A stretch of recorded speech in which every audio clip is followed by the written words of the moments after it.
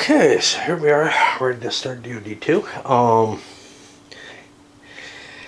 I think I noted something kind of incorrectly about these cities. What you do is you add up the entirety of what's there, and, or no, Jesus. Let me look at Conquest again.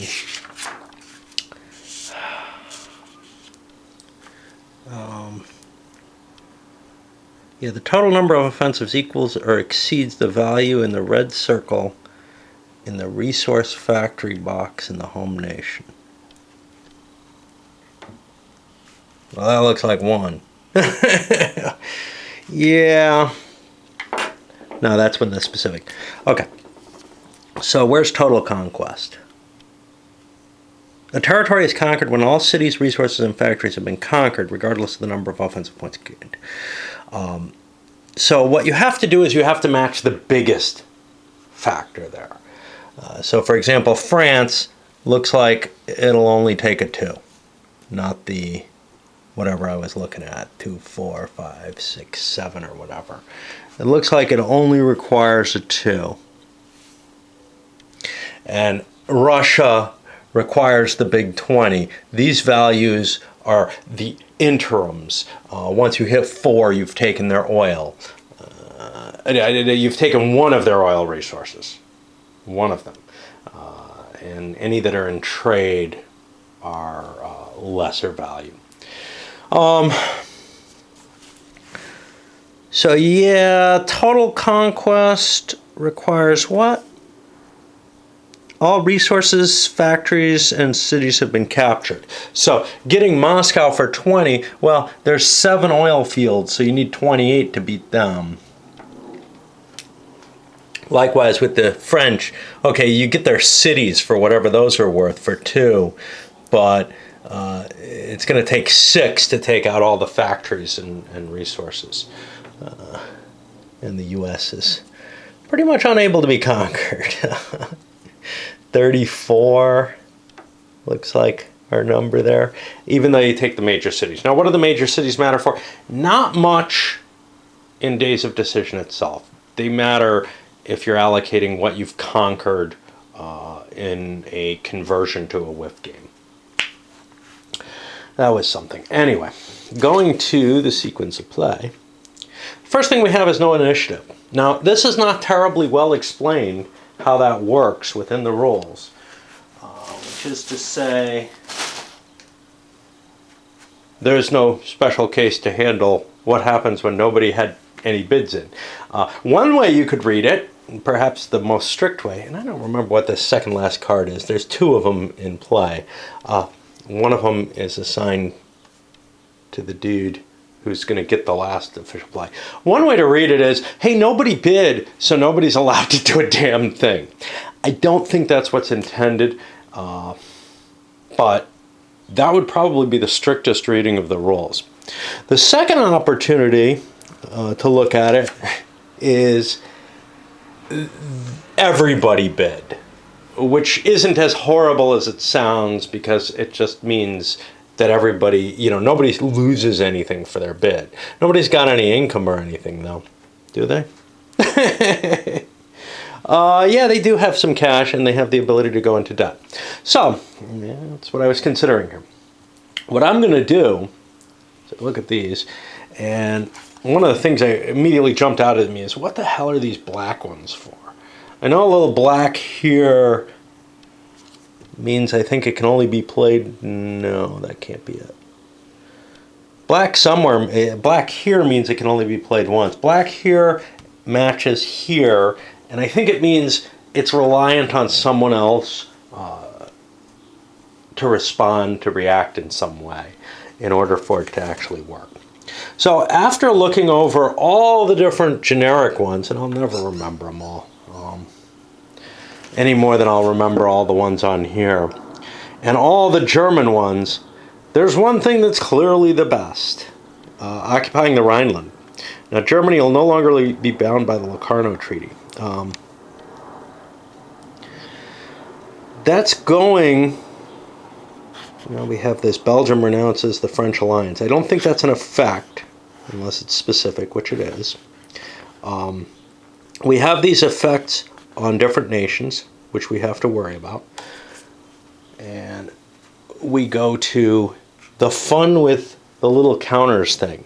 So I look up, okay, first I'm doing Austria. Now, does this fire off? Yes, because it's white and nobody can stop it. I meet the minimum requirements. French do not now occupy the Rhineland, and initiative's less than the French. I don't want to give the French an opportunity to take this. It has a high cost, or a cost, in U.S. entry, but not as high as, say, gearing up production. One thing notably, you can't disarm while your production multiple is a half. So I have to pump my production up to try to reduce it through disarmament. I don't think that's going to ever happen. But you know, it gives Germany an option to say, whoa, okay, look, you know, we'll cut this down. You can actually do this in the midst of a war. So you could kind of make a war more limited. Let's say you take France out and you don't want to go for Russia. You could kind of try to back away and reduce U.S. entry. That would be an interesting option, perhaps. What does U.S. entry do? How does it work? I've read it and I don't remember it worth a damn.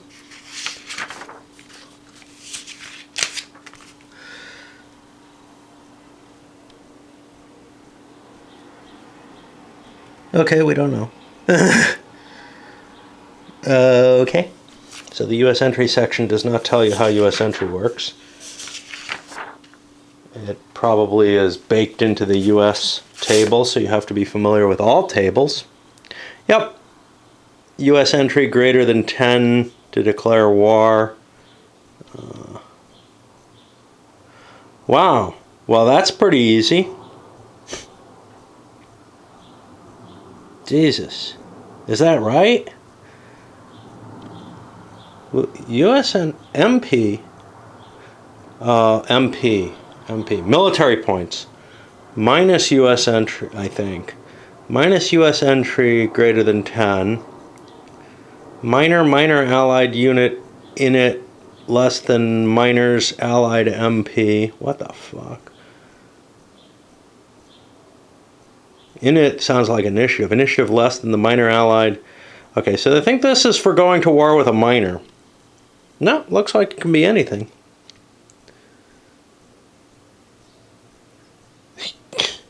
Good God.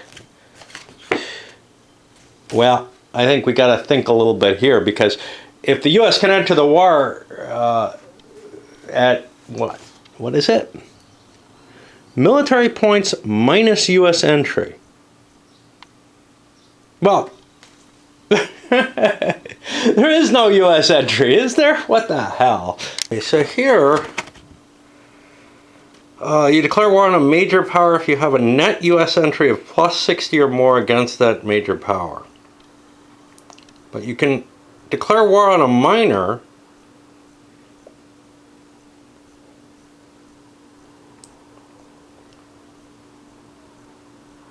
if it's allied to a major power. Well,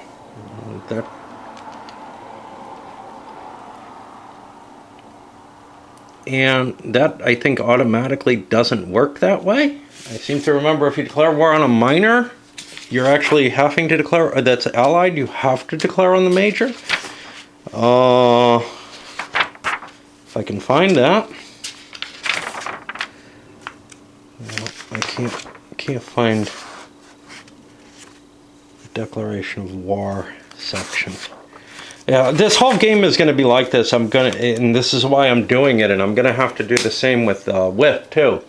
And why I say this is just an exploratory. This is not your normal video, because yes, I know I do this in a lot of them, but man, I feel like I'm going to be spending 90 to 95% of these playthroughs trying to figure out what the fuck the rules actually mean. So you can declare war on a minor country that's allied to a major power.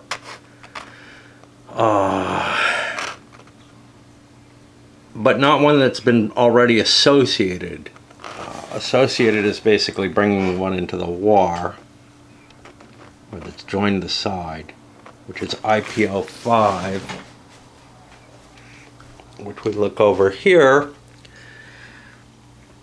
you have to be at war to do this, but you're bringing the minor into play in that war. So I can declare war on a minor that's, say, allied to an enemy power. I can't just do a land grab, though, with the U.S. More than that, I'm not allowed to declare war without a casus belli, because I'm a democracy. That I don't think is listed here.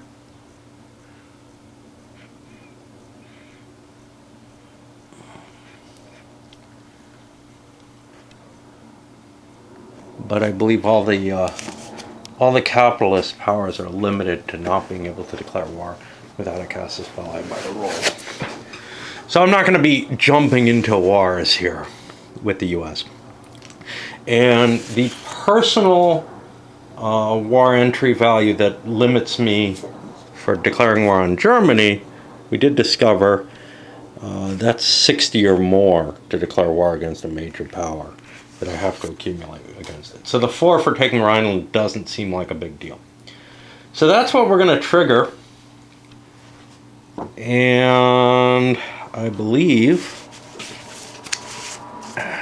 but I'm not sure, that it takes place immediately.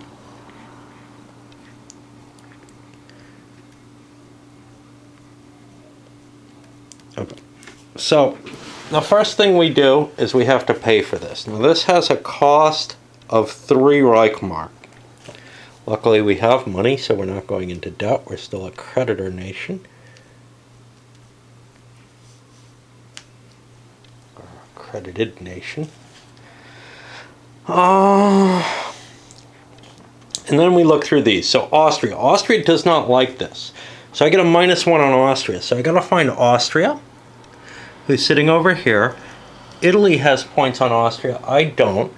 And then I grab a 1-point counter, which are very hard with these slickery counters. Find the -1 side and put it under Austria. And that means Austria is 1 opposed to me for this. And I'm going to do that with all of the rest of these. Then I mark down the addition to U.S. entry, which is not on a per nation basis here, yet the rules seem to indicate that it's on a per nation basis. So I'm not quite sure what to do about that. I'll have to try to find whether there's something that I'm missing about that. But I wouldn't be shocked if the player aid doesn't really conform with the rules. And this does seem to be kind of a half-assed job to get it out the door before, based on its production schedule. And then I get the effects of this, which is I can enter the Rhineland with my military, I can put my reinforcements there. I get the Cologne factory and a resource from the Rhineland. 1 additional resource. So that gives me not everything I would get there. Uh-oh, this doesn't work. There's the Cologne factory. I have that. An additional resource. I'm at 2 to begin with. That puts me all the way to 3, so now I find the 3. In a sense, I'm just going to remove these markers. That's now part of Germany as far as I'm concerned. I think that's a safe thing to do. And there are so many little damn counters. But I do have to be careful to note these and say, hey, that is fully part of Germany now. The numbers that were there for a different, to indicate that I didn't have it all. And I remove any French alliance marker under Belgium. So now we find Belgium, and there is a French alliance marker. I did things wrong. This is for alliance markers. This is where we put the Austrian political influence. Now, what's funny is the Austrian political influence marker affects their movement on here. The alliances is something different. That's levels of alliance and how much they're able to cooperate if they're brought into war, etc. And whether or not there's a casus belli. Okay, so I'm going to allocate the rest of the points that I get here, including the U.S. entry, and the points on the different nations. And you can see Belgium loves that I take the Rhineland. Ooh. Well, they fear me. Indeed, in the rules, it does seem to indicate that U.S. entry is on a per-nation basis. So I'm recording it over here along with the Rhineland being occupied.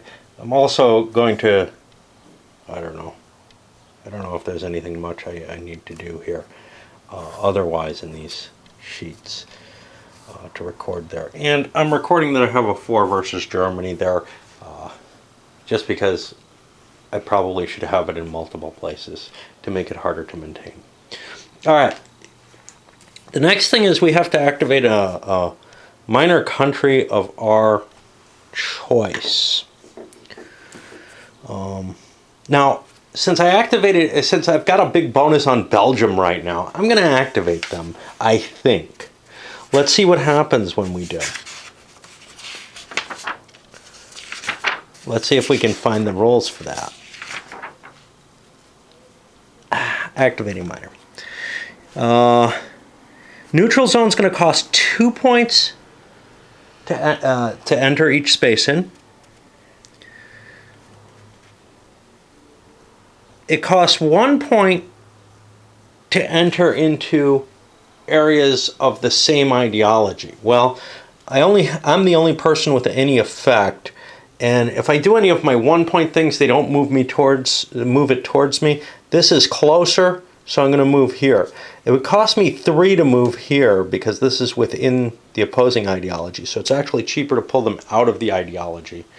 And that clears that 3-point Belgian advantage that I have. So I mean, just dislodging them out of there was kind of a big deal. I don't expect any of these actions to have a huge effect on the the hex, the status display. And I mean, I think I could have picked one that I didn't have. Now it has to have a political marker, and it has to have a control marker in its country. So political marker is the little marker on the map. Control marker is what I just fired off. It didn't have to be mine. Now note that these markers, which are also in the country, are in the flag box, and they're different. They indicate an alliance of some level. I don't know if it's just a trade agreement.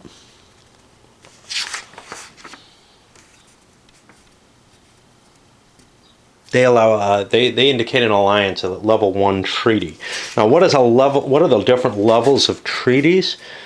Oh, let's see where that's here. Is that in the treaty section?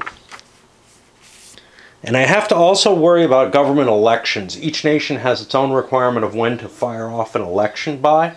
And if I don't do that, I suffer an automatic penalty. But if I don't remember that I should be doing an election, I probably won't remember the penalty either. And there's no player aid to help you track that. So you just have to work on that yourself and try to pretend. So there's an alliance. I'm not seeing the treaty. Alright, we'll back away and see if we can figure out what the hell that means. Again, I've read these suckers, but you know me. I can't remember something from one day to the next.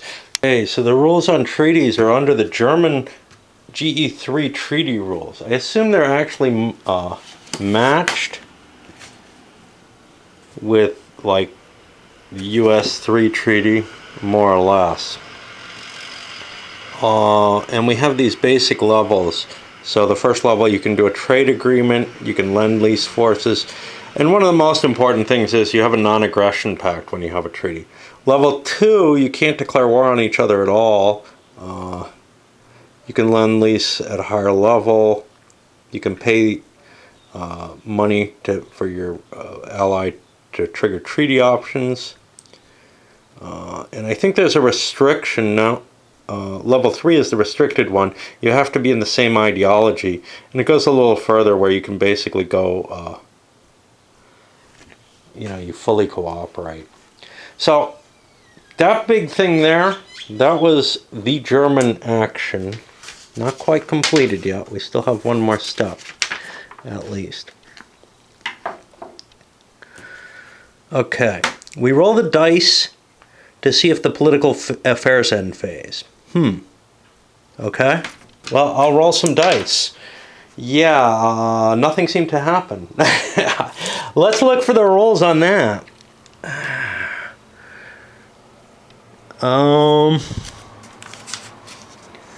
So unfortunately, they don't bother to give you any kind of, reference into the rules here. And in a game of this complexity, 30 pages, that's a sin. It might be worse. Let's see how Whiff handles this in the version I have. I know the 5th edition was pretty decent about it. But somewhere in here,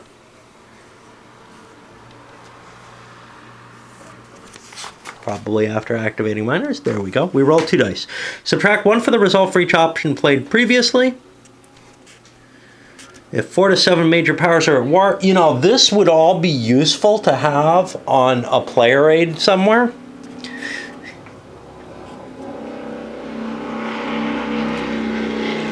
Okay.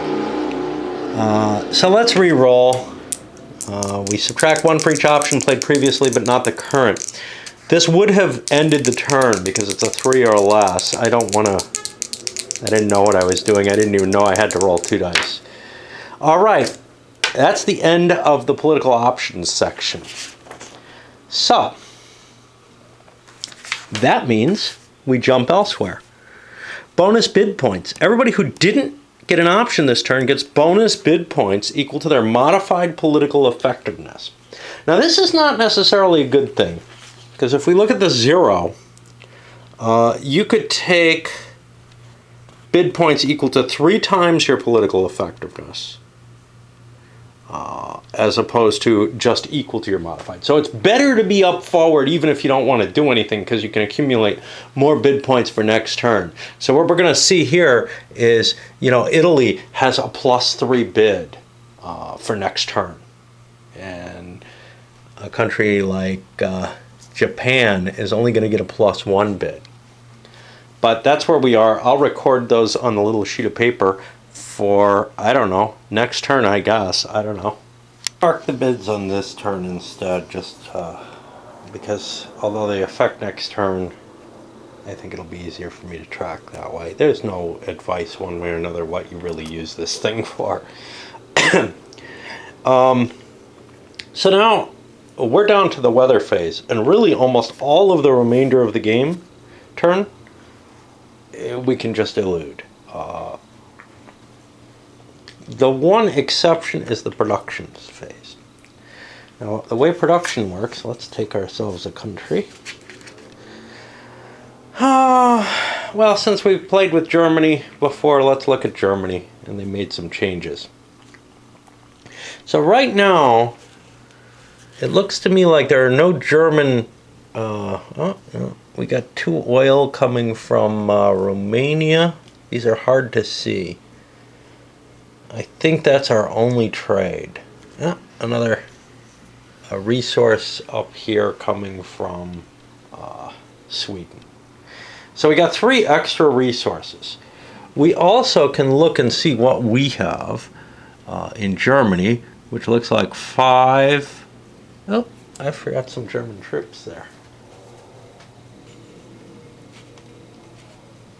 Over in East Prussia. I generally use the tweezers with these counters. They're so slick that it's hard to get a grip on them, but I can't use them left-handed. Okay, so what were we at? We're at 2. Now, oil has special uses under an optional role, and I think we'll be playing with that. But I have 2 oil coming through neutral territories. I can also trace over the seas, which is why it's not important that I move the ships out. If I'm not at war with anyone, no one's going to interfere with me. That's one way to take the rolls. Another way is that people can interfere because it just says an enemy navy. Again,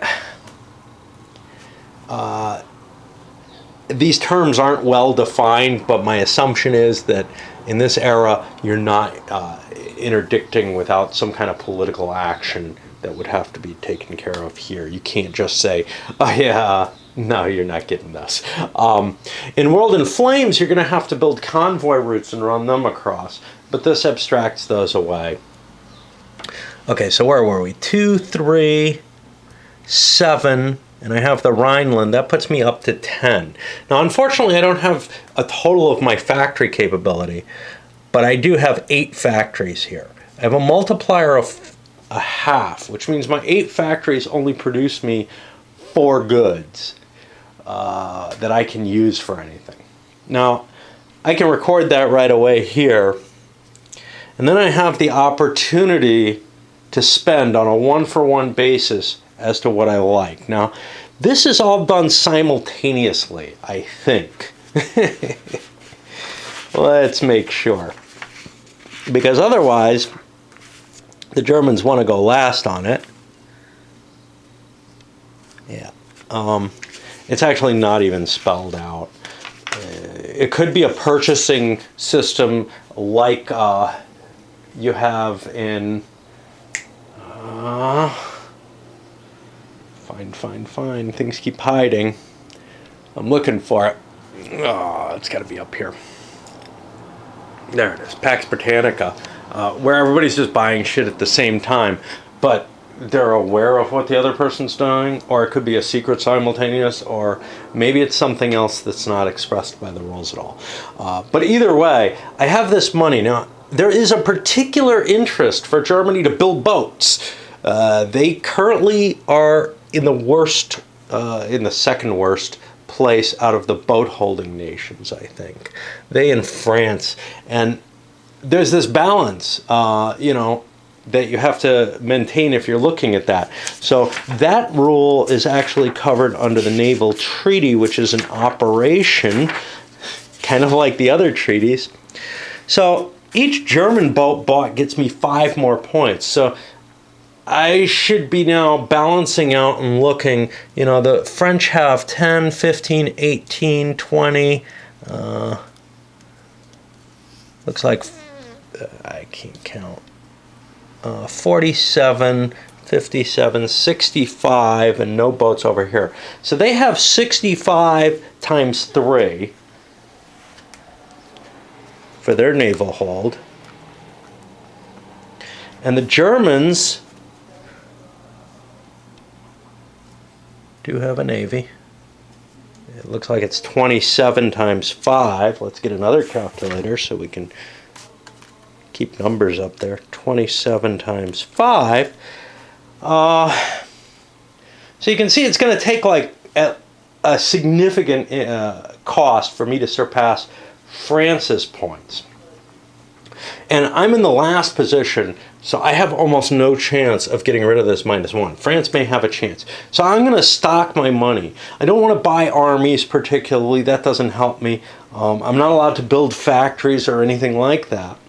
So I'm in this position of getting too many resources for the factories I have. I need to upgrade my production multiple. The problem with that is that really makes... and I have a limitation here. I can only do this if it's 1937 or later, or if the CW or US is already up to that level. Which means I more or less probably will not be able to up my production multiple for quite some time. Building factories is always a possibility.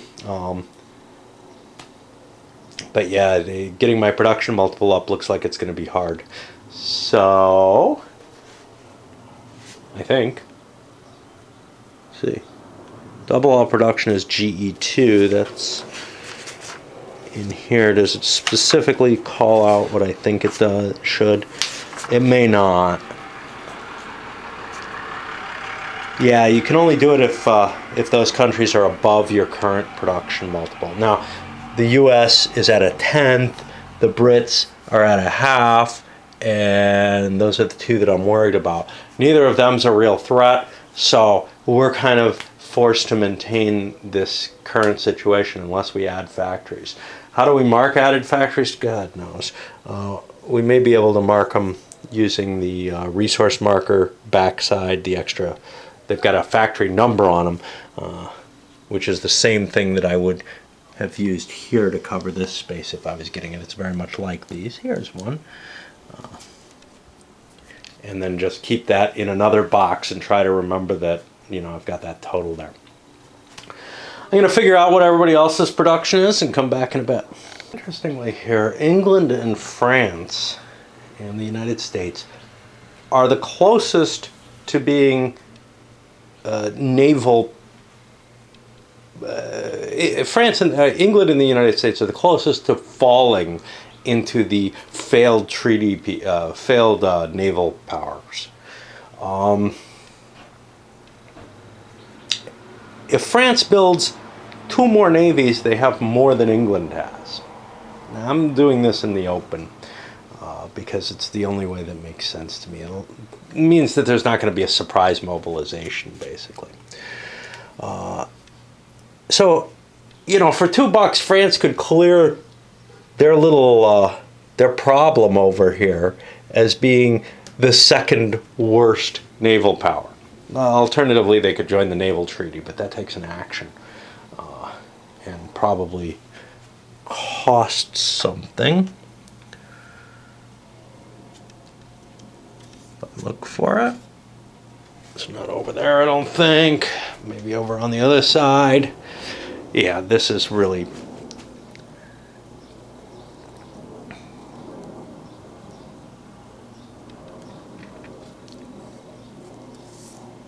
There it is. So this would cost me 1 to start specifically validating that I'm in the naval treaty.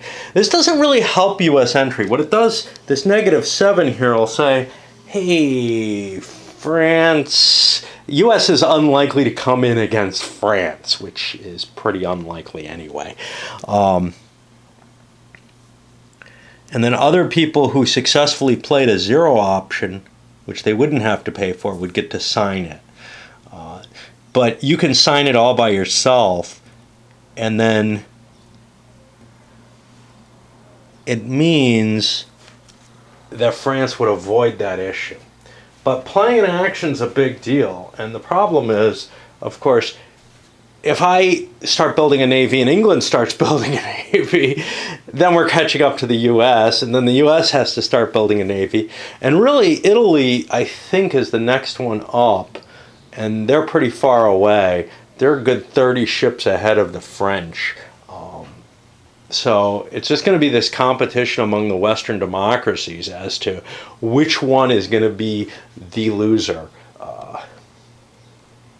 which... You know, maybe it's better to get the naval treaty out there instead and just leave Germany with a political effectiveness penalty. Or, I think I cheated here. I gave the bid mod instead of the effectiveness. Crap.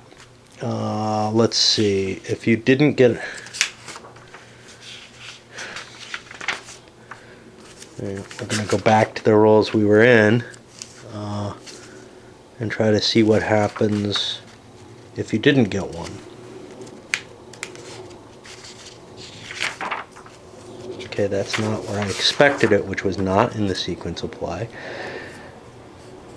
Current modified political effectiveness. So I wrote the wrong values in there. So those bids are going to be different. So for example, Italy's would be 3 instead of 2.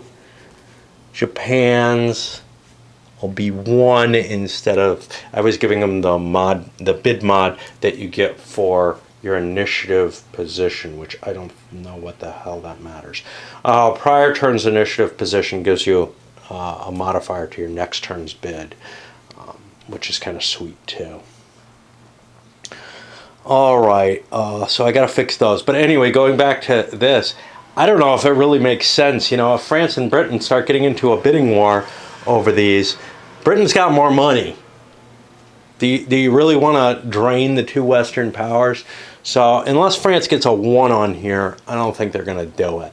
I think they're going to get talked out of it.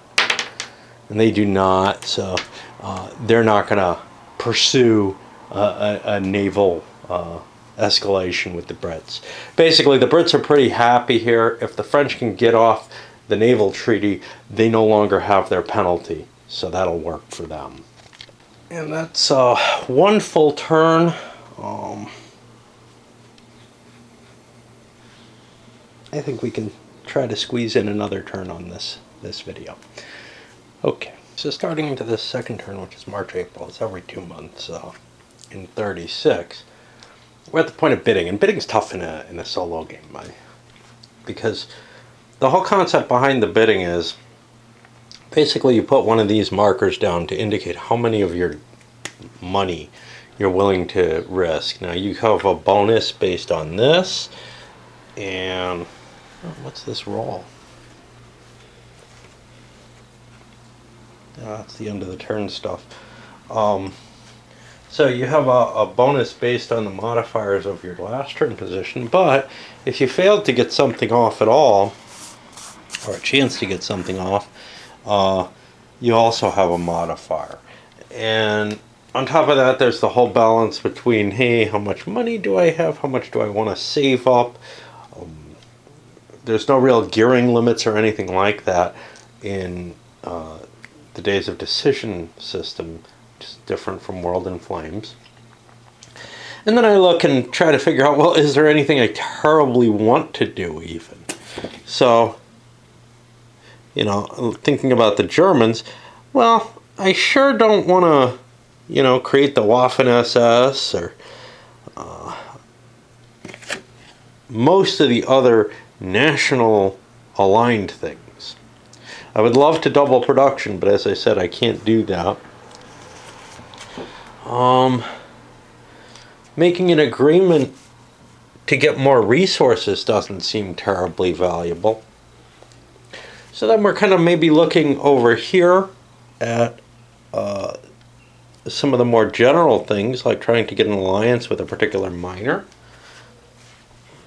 There's just so many options, right? Or possibly the 0 options, where I can try to buy political effectiveness, which is going to be PE minus RM divided by PIP. Got no clue. Building a factory is definitely worthwhile, but it's expensive.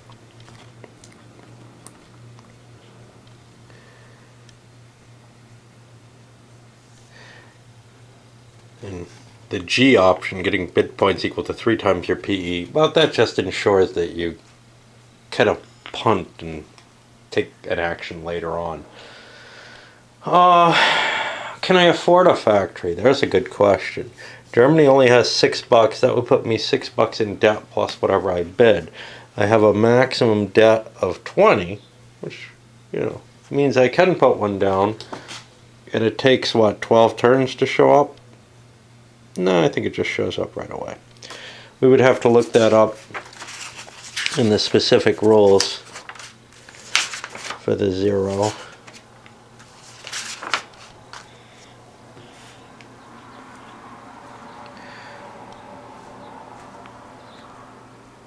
Takes 6 turns to arrive. They don't bother to tell you that on the chart.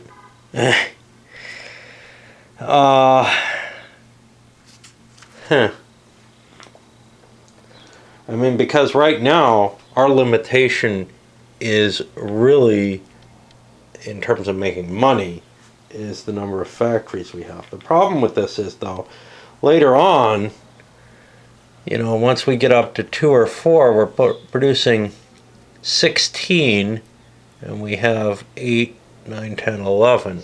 So even before we hit war footing, still allowed to be a piece and a 2, we've got too many factories for the resources we have. In the long run, it might work out okay. We might be able to, you know, capture resources in Russia, for example. I mean, we look at France and that works out about even. But over in Russia, we could capture resources. There are resources in excess of the factories over in other areas. But that 2 times multiplier looks pretty stable until we go marching into here where there's, 16 resources, and we'd have to I don't know. I don't think we have to rebuild factories in this game. So we'd be getting factories at the same time. In fact, factories actually come to us more cheaply. Every 2 conquests, we get a factory. So I don't even know if it's worth kind of blowing the money on that. Our own thought on the naval aspect, we could build up our navy. It's great for sea lion, but I don't know how much it's going to help with other things. So I'm kind of tied up in this. I got no idea what to do. With no idea what to do, bidding 0 doesn't seem worth it, but bidding 1 does. Because that gets me these additional 4. I end up at 5. I could try to guesstimate what other people are bidding. But, I've got a chance of getting something off with a 0 bid anyway, where I'd be able to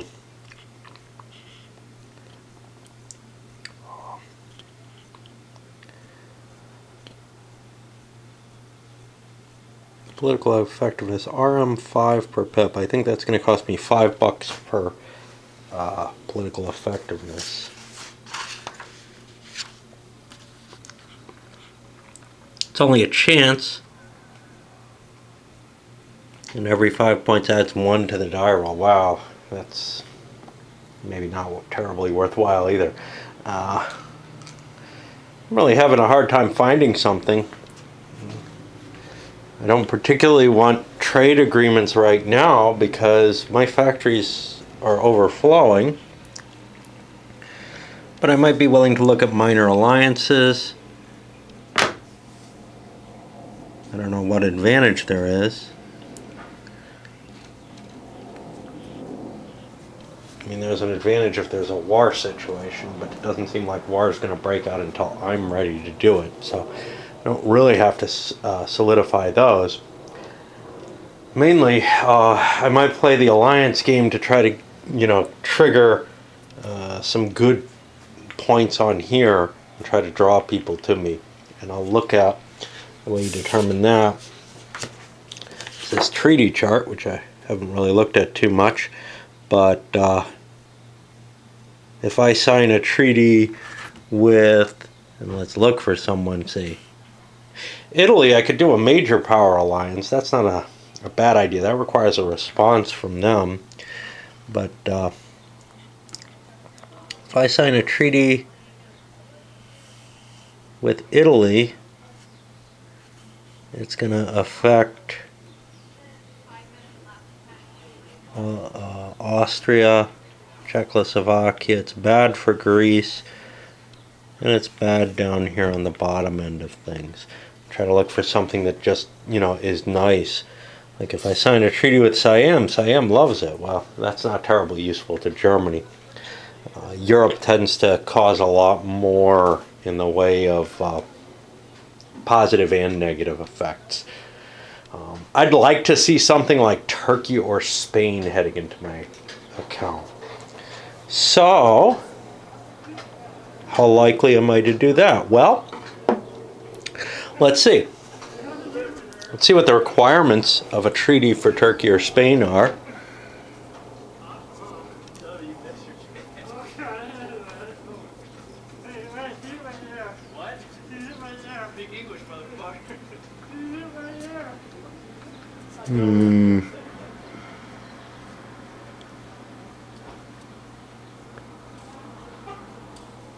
The minor has less than 2 alliance in place. There seems to be a die roll involved in that. It's not fully explained here, but nor is it fully explained over here, I believe. IPO 3.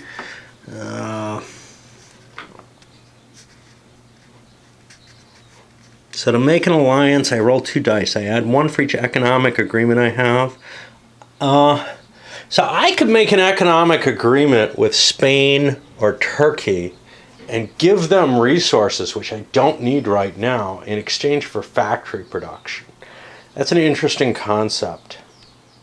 What is the cost for doing that? Well, economic agreement costs 4. Alliance costs 5. Wow, these things cost a big pile of bucks. I'm going to just throw 1 in on my bid. Now, how am I going to mark that? Damned if I know.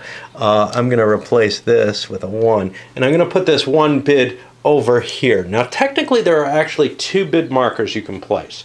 If you want to do more than 1 action, you place 1 bid marker for the amount of points that you're spending on your bid. And you have to spend at least 1. You can't just count on these freebies to do you anything, including the last turn freebies. You have to spend an actual point to get an action.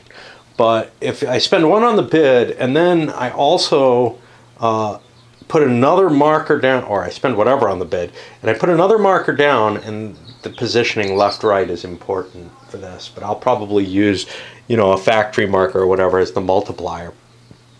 The other marker is how many different actions you're trying to do. Now, your total points gets divided by the number of actions you try to do. It's assumed to be 1. But if you put 2 markers down, you could be trying to get a lot of activity at once. It means that you're much, much less likely to get it off, though, because a 1 bid is getting me 5 here in terms of positioning, whereas, if I was trying to do 2 actions, I would only be in the 2 place in positioning, or 3 maybe. I think everything's always rounded up. But yeah, definitely a big difference in terms of how likely I am to trigger something off. I gotta kind of zone out on the charts and figure out if anybody's got any big reason that they want to trigger more than 1. Otherwise, everybody's probably going to put a point in, which is really, really predictable. And if you were actually playing this, you would probably be saying, wait a minute. So Germany, if they put 1 in, I get a 5. If I put 1 in, I only get 4, but that makes it 5, 6. Yeah, that sounds good. But on the other hand, it's money that you're spending, and you may get the activity anyway. The only time you're guaranteed the activity is if you're the first player. Otherwise, you might roll that 3 or whatever. I've selected my bids, and I'm beginning to see, geez, there's a problem with actually recording them. So most people selected 1s. Japan, Russia, and the US all have things that can increase their political effectiveness. So they actually selected slightly higher prices. In each case, they paid 3. China is not paying anything. So they will not be in the bidding, and they'll be at the bottom of the track without any chance of doing an action. I didn't see anything they really want to get. And they get $1 a turn right now, which is probably rather optimistic. Simulation-wise, but they have an interesting option, which I can't figure out the point that they'd want to do it. The Chinese Civil War, I guess, to allow the Russians to build Chinese communist units, but they're at war and they end up able to fight each other, and it does hand off, though, some of the difficulty in managing China to being able to produce units with Russian funds as well as Chinese communists, as well as the Chinese nationalists. But at this point, I don't really feel like either way I'm going to have much of an army, and I certainly don't want to create a monstrous pro-communist faction in North China and have that, knock the nationalists out completely, which is my fear by doing this. It seems like these are in the wrong place in a sense. The communists have a warlord of Dux Chang, which, this was a historical situation, but it helped convince Chiang Kai-shek to stop the anti-communist crusade and to actually cooperate with them. And while that might seem like a great idea in some ways, it also looks to me like I'm not sure that nationalist China would survive the communists in play now. The U.S. could, of course, work out a treaty and start sending Lend-Lease over to the nationalists, and they probably want to. The U.S. is considering a neutrality pact. But anyway, our points here, so we get 1, 5, and that's all I get to, right? 5 for the Germans. But I've got to have numbers for everyone here. So, you know, I mean, I can try to remember. Germans have 5, Brits have 4, 5, 6, okay. But now I need more dice, right? French have 4, 5, and I'm just having a hard time finding. I guess if I pull out some more dice, I can do this. So our ordering shifts things upward. The Brits will move up into the first position with their 6 bid. I've already paid the money off the chart. Their 6 bid gives them first position. Next 6 bid is Japan, and they'll also be up there. And then Russia also has a 6. And ties are resolved by the prior order. So we'll try to move these down and this up and that in place. And then I think everybody else who's involved in the bidding, except Italy, has only a 4. Everybody else is going to have a 5. So we'll arrange. Looks like Germany gets in there. And it's just a mess to do this kind of thing.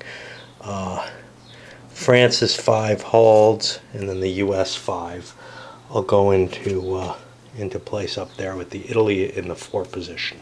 The democracies actually have the ability to drop their position 1 level. The reason you'd want to do this is reactive capability. So if Britain doesn't have anything terribly important it wants to do, but it has something that could block a big Japanese move, or more accurately, one of the German moves.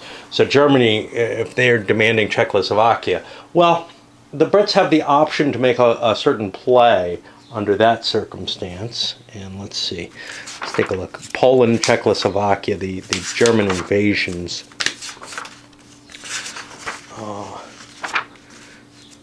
So let's find those. Whoa, they don't go there? What? Okay, so demand Danzig Corridor. If Commonwealth option 7, back Poland, is not played in the same turn, the Danzig Corridor becomes controlled by Germany as part of your home nation. So you'd have to know what the Germans are doing.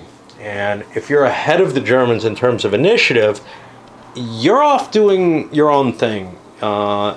You're probably not going to pick that option. Now, there's a secret selection option as one of the possibilities for the game, and this was actually, I think, the standard rule in the old days of Decision.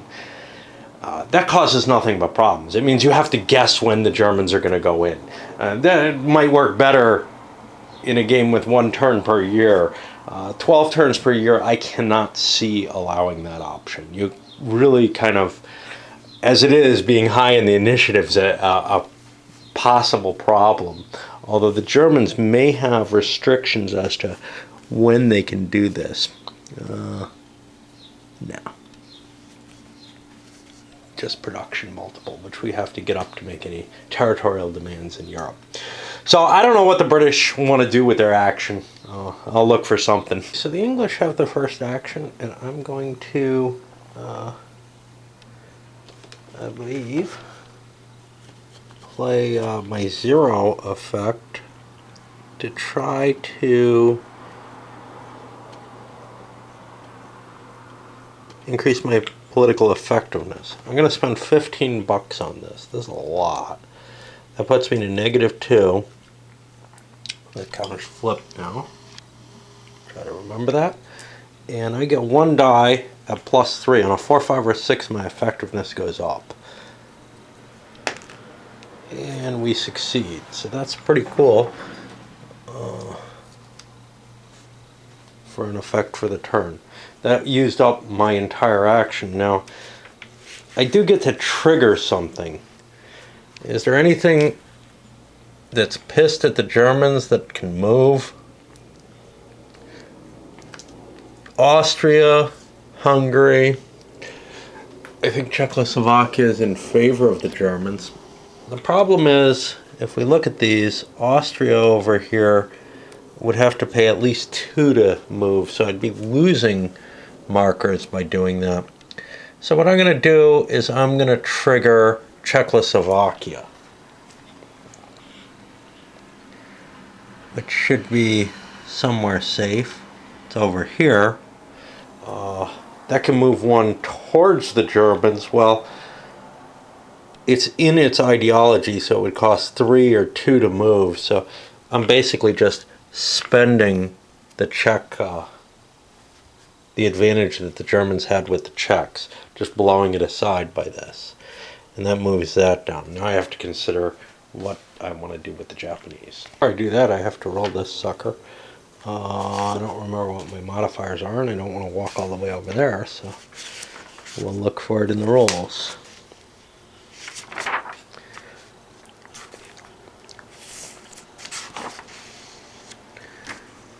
Subtract 1 from the result for each option played previously. That's none. And then effects based on people at war. So I need less than or equal to 3 to end it here.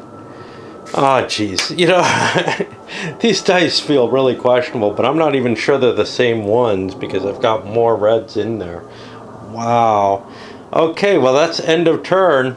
Japanese were going to try to put Tojo in place, but they fail. So now everybody gets points equal to their political effectiveness as their next bid. Whatever they spend on bids this time, it's wasted. And after allocating our choices here and getting the cash, everybody's got a little bit of money. The Chinese have a couple bucks, actually. The English are back positive. They don't make a whole hell of a lot here. I got 5, 6...